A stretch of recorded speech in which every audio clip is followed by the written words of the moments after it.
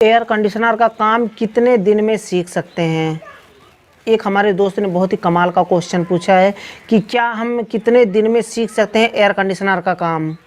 इसे आज हम एक्सप्लेन करने वाले हैं कि आप जल्द से जल्द एयर कंडीशनर का काम कैसे सीख सकते हैं और कैसे आप फुल टेक्नीशियन बन सकते हैं, वो भी कम समय में। स्टेप बाय स्टेप कैसे चढ़ा जाता है ऊपर और कैसे काम को सीखा जाता है, आज मैं कंप्लीट प्रोसेस में बताने वाला हूं।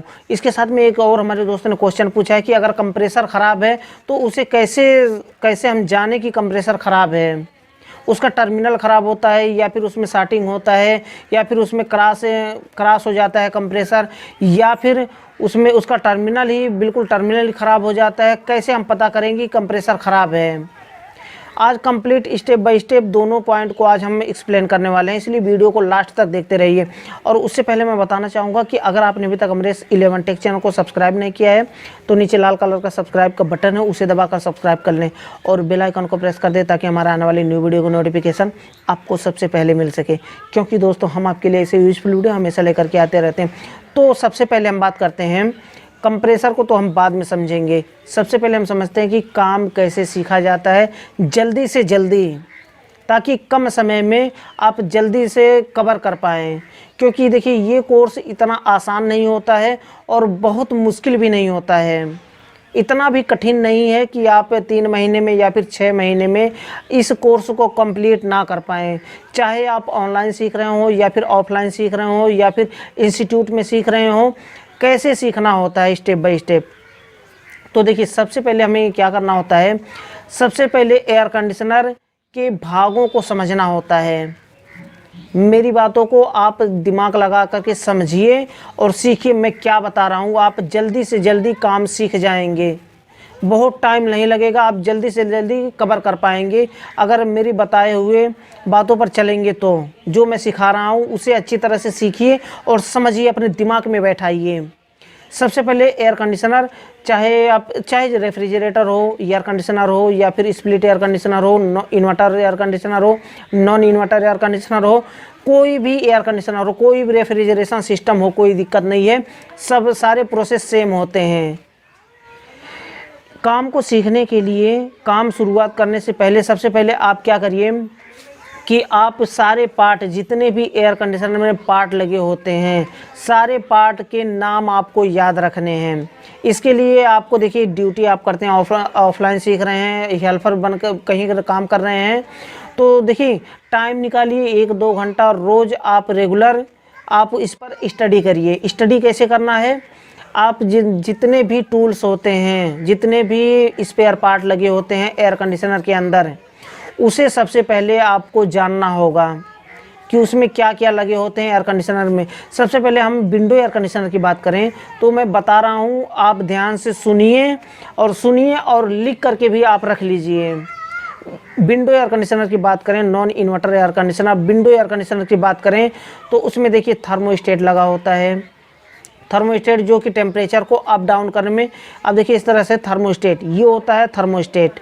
थर्मोस्टेट लगा होता है जो कि क्या काम करता है, टेम्परेचर को अप डाउन करने के लिए। आप किस टेम्परेचर पर आप एयर कंडीशनर को चलाना चाहते हैं, जैसे आप हाई टेम्परेचर पर चलाएंगे तो रूम ज़्यादा चिल्ड होगा, रूम में ठंडक ज़्यादा होगा।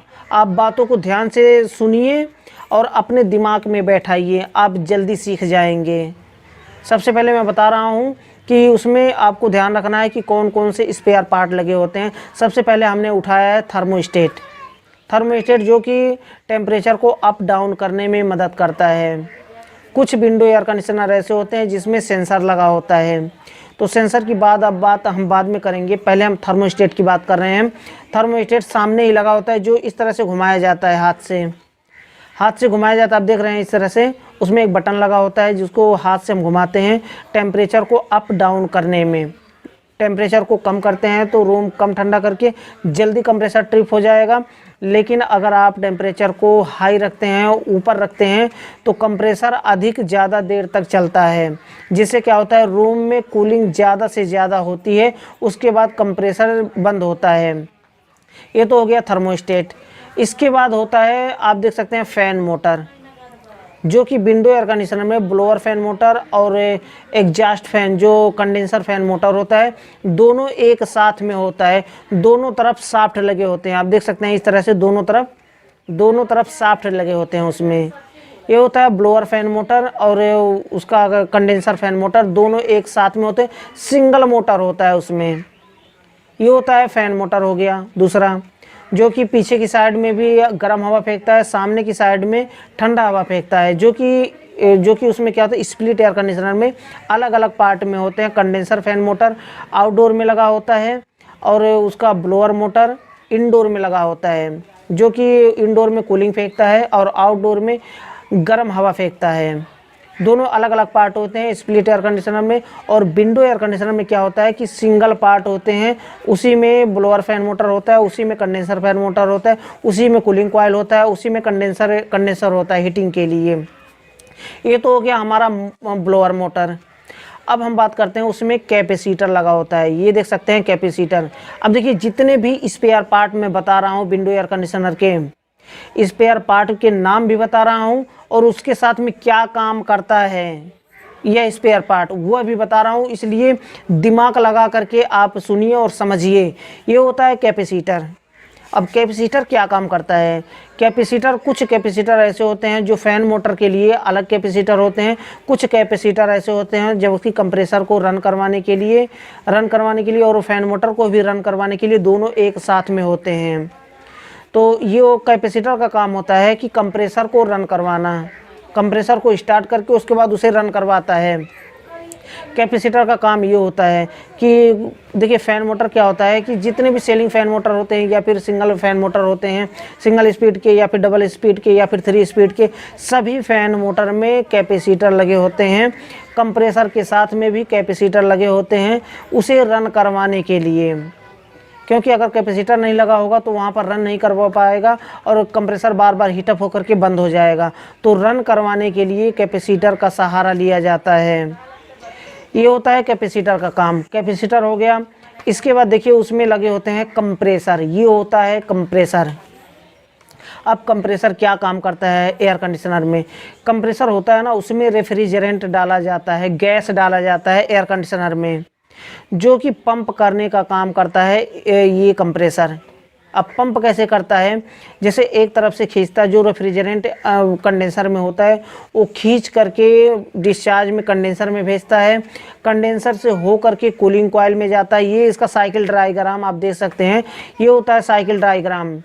कंडेंसर में जाता है, कंडेंसर से फिर कूलिंग कॉइल में जाता है, कूलिंग कॉइल से फिर कंप्रेसर खींचता है, फिर वापस डिस्चार्ज के रास्ते से फेंकता है। ये साइकिल क्रिया होती है। एक तरफ कंडेंसर में जा कर के रेफ्रिजरेंट हीट होता है और कूलिंग कॉइल में जा कर के रेफ्रिजरेंट चिल्ड करता है, ठंडा करता है।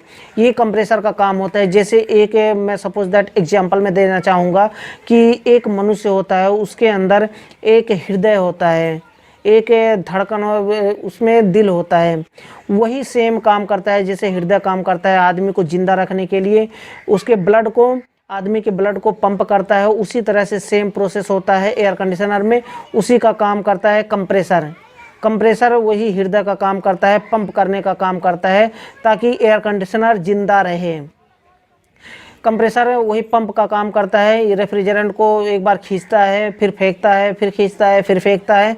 ये होता है कंप्रेसर का काम। अगर कंप्रेसर ना रहे तो रेफ्रिजरेशन सिस्टम काम नहीं करेगा, बिल्कुल बंद हो जाएगा, काम ही नहीं करेगा। पंप कौन करेगा, इसलिए पंप करने के लिए कंप्रेसर लगाया जाता है।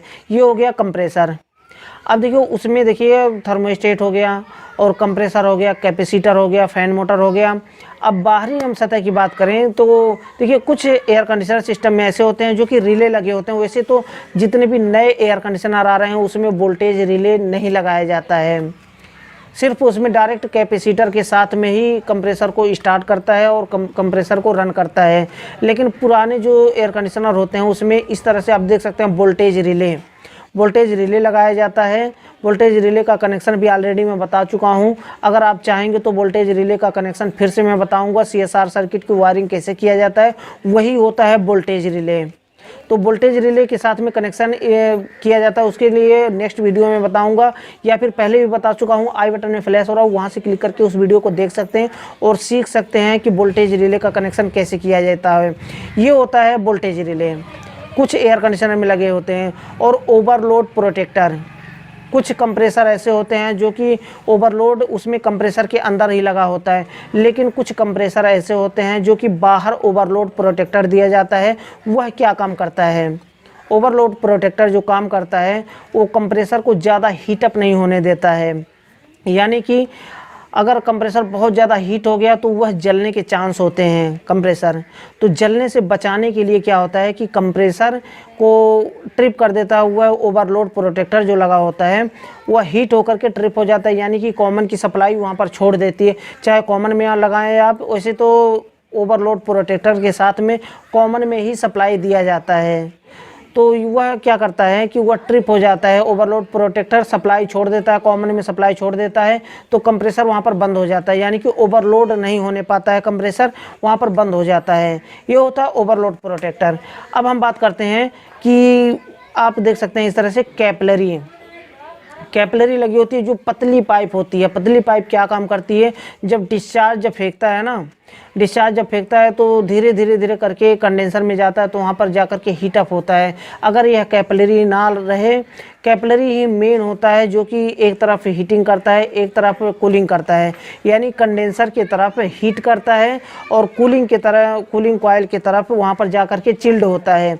यही कारण होता है कि कैपिलरी वहाँ पर लगी होती है। कैपिलरी ही ऐसा काम करता है जो कि पतला पाइप होता है, एक तरफ मोटा पाइप होता है। अब देखिए, सपोज दैट एग्जाम्पल मैं बताना चाहूँगा कि कैपिलरी क्यों लगाई जाती है। जैसे देखिए, आप मुंह से अगर हवा फूंके, अगर किसी मोटे पाइप से हवा फूंके, ऐसे करके फूके तो गर्म हवा फेंकेगा। सपोज दैट एग्जाम्पल आप समझ लीजिए, यही कैपिलरी काम करता है। अगर वही आप मोटा पाइप से हवा फूंके, मुंह से फूंके तो गर्म हवा फेंकेगा, लेकिन अगर पतले पाइप से फेंके, जैसे कि इस तरह से फूंक करके देखिए, तो ठंडा हवा आएगा। ये काम करता है कैपिलरी, कि पतला इसलिए लगाया जाता है ताकि वहाँ पर धीरे धीरे रेफ्रिजरेंट का बहाव हो और एक तरफ हीटिंग हो और एक तरफ जाकर के कूलिंग हो। और अधिक एग्जाम्पल और अधिक एक्सप्लेन करने के लिए, कैपिलरी के बारे में अधिक एक्सप्लेन करने के लिए इस वीडियो में नहीं बताऊँगा, नहीं तो वीडियो काफ़ी लंबा हो जाएगा। नेक्स्ट वीडियो में बताऊंगा कि कैपिलरी का एक्सप्लेन क्या होता है, वह कैपिलरी काम कैसे करता है। नेक्स्ट वीडियो में बताऊंगा, इसमें ज़्यादा लंबा हो जाएगा। ये तो हो गया कैपिलरी लगाते हैं। अब बाहरी हिस्से की बात करें तो उसमें देखिए, एक पीछे के साइड में जो लगा होता है कंडेंसर लगा होता है, पीछे के साइड में कंडेंसर लगा होता है और सामने की साइड में कूलिंग कॉइल लगा होता है। आप इस तरह से देख सकते हैं, विंडो एयर कंडीशनर की बात कर रहा हूँ। विंडो एयर कंडीशनर में एक पीछे के साइड में कंडेंसर लगा होता है और सामने की साइड में कूलिंग कॉइल लगा होता है। ये तो हो गया। और देखिए, उसी में देखिए फैन मोटर जो मैं बताया हूँ, एक तरफ ब्लोअर लगा होता है। आप इस तरह से देख सकते हैं, जो कि ब्लोअर होता है, जो कि घूमता है और वही रूम में से हवा खींचता है और रूम में ही वापस फेंक देता है। इस तरह का ब्लोअर इसी तरह से काम करता है कि वही हवा खींचता है और वही हवा फेंक देता है बाहर। पीछे की साइड में एग्जॉस्ट फैन लगा होता है, एग्जॉस्ट फैन का ब्लेड लगा होता है। इस तरह से आप देख सकते हैं, ये होता है एग्जॉस्ट फैन। और ये हवा जो गर्मी होती है, जो कंडेंसर में गर्मी होती है, उसी कंडेंसर की गर्मी को खींचता है और बाहर फेंकता है, ताकि कंडेंसर में जितनी गर्मी हो रही है उसको ठंडा कर सके। ये होता है कंडेंसर फैन मोटर का, फैन का काम, जो कि एग्जॉस्ट फैन जिसे कहते हैं। ये हो गया। अब हम नेक्स्ट बात करते हैं कि ये सारे हमारे पार्ट हो गए। और बाहर की साइड में बात करें तो उसमें पैनल लगा होता है, फ्रंट पैनल लगा होता है, उसमें ग्रिल लगा होता है। आप इस तरह से देख सकते हैं, स्विंग मोटर लगा होता है। स्विंग मोटर इसे कहते हैं। Swing motor window air conditioner में आप जब भी देखे होंगे, इस तरह से स्विंग करता है, इस तरह से, ताकि एक बार हवा इधर जाए और एक तरफ हवा इधर जाए। इस तरह से काम करता है, ताकि उसे कहते हैं स्विंग मोटर, जो कि छोटा सा लगा होता है, जो कि सामने जहाँ से हवा फेंकता है ना, एयर फेंकता है, ठंडा एयर जहाँ से फेंकता है, इस तरह से। ये ठंडा वेंटिलेशन होता है, जो सामने से हवा फेंकता है, उसी के ठीक नीचे वो स्विंग मोटर लगा होता है। ये सारे पार्ट होते हैं विंडो एयर कंडीशनर के। अब हम बात करते हैं कि स्प्लिट एयर कंडीशनर में कौन कौन से पार्ट लगे होते हैं। पार्ट तो सेम लगे होते हैं, लेकिन कौन सा पार्ट कहाँ लगा होता है ये जानना बहुत ज़रूरी होता है नए एयर कंडीशनर टेक्नीशियन के लिए, कि कौन से पार्ट कहाँ लगे होते हैं। अब देखिए यहाँ पर तो हो गए सारे कैपेसिटर हो गए, फैन मोटर हो गए, और उसमें ब्लोअर मोटर हो गया, ब्लोअर हो गया, एग्जॉस्ट फैन हो गया, कंडेंसर हो गया, कूलिंग कॉइल हो गया, कैपेसिटर हो गया, ओवरलोड प्रोटेक्टर हो गया, और उसमें थर्मोस्टेट हो गया, कैपिलरी हो गया। और इसके साथ में इस सारे पार्ट कहाँ कहाँ लगे होते हैं आपने जान लिया। लेकिन स्प्लिट एसी में कौन कौन से भाग कहाँ लगे होते हैं। स्प्लिट एसी में बात करें 2 भागों में बटा होता है। एक आउटडोर जो कि छत के ऊपर लगाया जाता है, घर के बाहर लगाया जाता है। एक होता है इंडोर, ये होता है इंडोर जो कि रूम के अंदर लगाया जाता है जहाँ से कूलिंग निकलता है। तो अगर रूम के अंदर की बात करें जहाँ पर इंडोर लगा होता है, इंडोर में कौन कौन से पार्ट होते हैं। इंडोर में देखिए कूलिंग कॉइल लगा होता है, ब्लोअर मोटर लगा होता है, ब्लोअर लगा होता है, ये होता है ब्लोअर इंडोर का, ये होता है ब्लोअर, और ये होता है कूलिंग कॉइल। इंडोर की बात कर रहा हूँ मैं।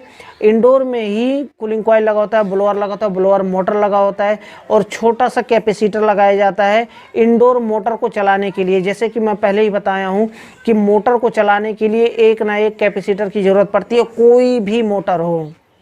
3 फेस को छोड़ करके, 3 फेस की बात अलग होती है, 3 फेस अलग सप्लाई दी जाती है, लेकिन जो सिंगल फेस होता है, सिंगल फेस को चलाने के लिए एक कैपेसिटर की ज़रूरत पड़ती है। तो ये कैपेसिटर लगाए जाते हैं उसमें इंडोर में। और इंडोर में ही पीसीबी होती है, पीसीबी में ही उस सारे छोटे छोटे पार्ट लगे, कंपोनेंट लगे होते हैं, पार्ट लगे होते हैं जो कि रिले होता है, और कई पार्ट ऐसे लगे होते हैं जो कि रिले मेन होता है। रिले की बात हम बाद में करेंगे, इससे पहले भी रिले के ऊपर वीडियो बना चुका हूं। अगर उस वीडियो को आपने नहीं देखा है तो आई बटन में या फिर नीचे डिस्क्रिप्शन में लिंक मिलेगा, वहाँ से क्लिक करके उस वीडियो को देख सकते हैं और सीख सकते हैं रिले काम कैसे करता है। रिले लगा होता है, पीसीबी लगा होता है, मोटर लगा होता है, ये सारे पार्ट इंडोर में लगे होते हैं। अब हम बात करते हैं आउटडोर में। देखिए विंडो एयर कंडीशनर और स्प्लिट एयर कंडीशनर सेम होते हैं, सेम पार्ट लगाए जाते हैं, लेकिन विंडो एयर कंडीशनर में एक ही पार्ट में सारे स्पेयर पार्ट होते हैं। लेकिन अगर स्प्लिट एसी की बात की जाए तो उसमें स्पेयर पार्ट अलग अलग होते हैं। कुछ छत के ऊपर होते हैं जो कि रूम के बाहर होते हैं, कुछ रूम के अंदर होते हैं। 2 पार्ट में बटा होता है, उसे कहते हैं स्प्लिट एयर कंडीशनर। इंडोर की बात हमने की, लेकिन आउटडोर में क्या होता है। आउटडोर में कंप्रेसर लगा होता है, और उसमें कंडेंसर फैन मोटर लगा होता है। कंडेंसर उसमें फैन मोटर में ब्लेड लगा होता है, आप इस तरह से देख सकते हैं। और उसमें आउटडोर में कैपेसिटर लगाया जाता है जो कि कंप्रेसर को रन करवाने में मदद करता है।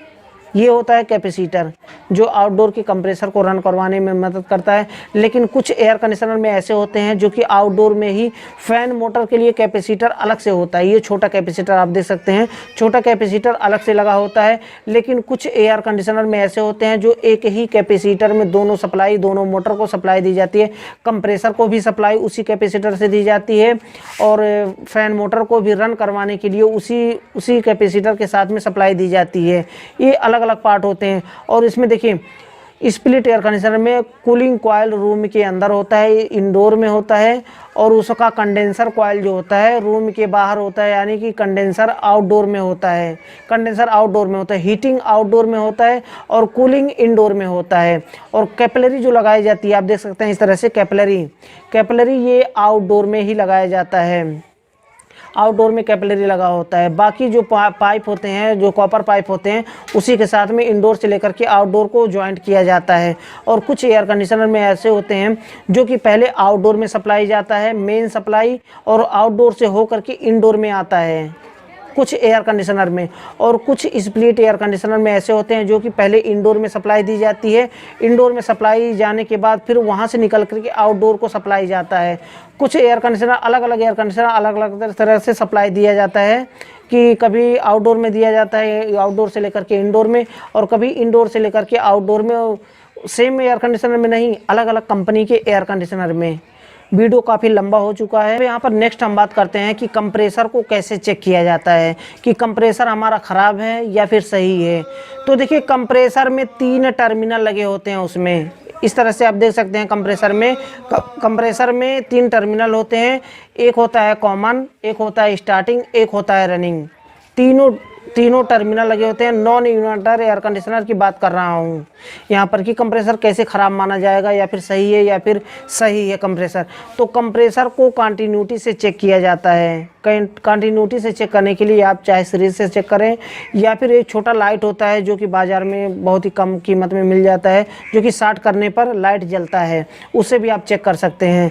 या फिर आप क्लैम्पमीटर से भी चेक कर सकते हैं। क्लैम्पमीटर से कंटिन्यूटी की रेंज पर सेट करने के बाद उसे आप चेक कर सकते हैं। तीनों टर्मिनल पर बारी बारी से रखना है। 2 प्राड होते हैं, कंटिन्यूटी की रेंज पर सेट करना है आपको क्लैम्पमीटर, और तीनों प्राड पर बारी बारी से रखेंगे। तीनों टर्मिनल पर बारी बारी से रखेंगे। एक बार स्टार्टिंग और कॉमन पर रखना है, वहाँ पर बीप की आवाज़ आनी चाहिए। और एक बार रनिंग और कॉमन पर रखना है तो बीप की आवाज़ आनी चाहिए। एक बार रनिंग और स्टार्टिंग पर रखना है तो वहाँ पर बीप की आवाज़ आनी चाहिए। बारी बारी से, यानी तीनों टर्मिनल पर बारी बारी से रखने पर वहाँ पर बीप की आवाज़ आनी चाहिए और कंटिन्यूटी वहाँ पर शो करना चाहिए। यानी कि वहाँ पर कंटिन्यूटी इस तरह से शो करनी, रीडिंग उसमें इस तरह से शो करनी चाहिए। जैसे मानिए 15 से 20 स्टार्टिंग और रनिंग और कॉमन का के बीच में, अगर कॉमन और रनिंग के बीच में चेक करेंगे तो वहाँ से 15 से 20 आएगा। या फिर स्टार्टिंग और रनिंग में चेक करेंगे तो 20 से 25 आएगा। या फिर कॉमन और स्टार्टिंग पे आप चेक करेंगे तो वहाँ पर 15 से 20 आएगा। इस तरह से अलग अलग रीडिंग होनी चाहिए, तब आप समझ जाइए कि कंप्रेसर हमारा ख़राब है। अगर किसी टर्मिनल पर रखने पर अगर कोई भी कंटिन्यूटी नहीं आती है तो समझ लीजिए कि कंप्रेसर ख़राब माना जाएगा। वह कंप्रेसर चलने के योग्य नहीं होगा, कंप्रेसर बिल्कुल भी नहीं चलेगा। कभी अगर कंप्रेसर नहीं चल रहा है, बिल्कुल भी स्टार्ट नहीं हो रहा है और उसमें से कोई भी साउंड नहीं आ रहा है, तो सबसे पहले आप वहाँ पर सप्लाई चेक करें कि कंप्रेसर तक सप्लाई जा रही है कि नहीं। अगर कंप्रेसर तक सप्लाई जा रही है तो सीधा आपको टर्मिनल निकाल करके तीनों टर्मिनल को चेक करना होगा कि तीनों टर्मिनल में कंटिन्यूटी आ रही है कि नहीं। अगर आ रही है तो आप कैपेसिटर में चेक करें या फिर वायरिंग में चेक करें। अगर कंटिन्यूटी ही नहीं आ रही है तो समझ लीजिए कि कंप्रेसर ख़राब है, वो कंप्रेसर चलने के योग्य नहीं है। तुरंत उस कंप्रेसर को आप चेंज कर दें। आई होप कि आप समझ गए होंगे। फिर भी अगर कोई क्वेश्चन रह जा रहा है, कुछ आपकी समझ में ना आया हो, तो बेझिझक आप मुझे व्हाट्सएप पर चैटिंग कर सकते हैं। 24 आवर्स कभी भी आप चैटिंग कर सकते हैं, या फिर आप मुझे कमेंट बॉक्स में लिख सकते हैं। मैं उसका रिप्लाई देने की पूरी कोशिश करूँगा।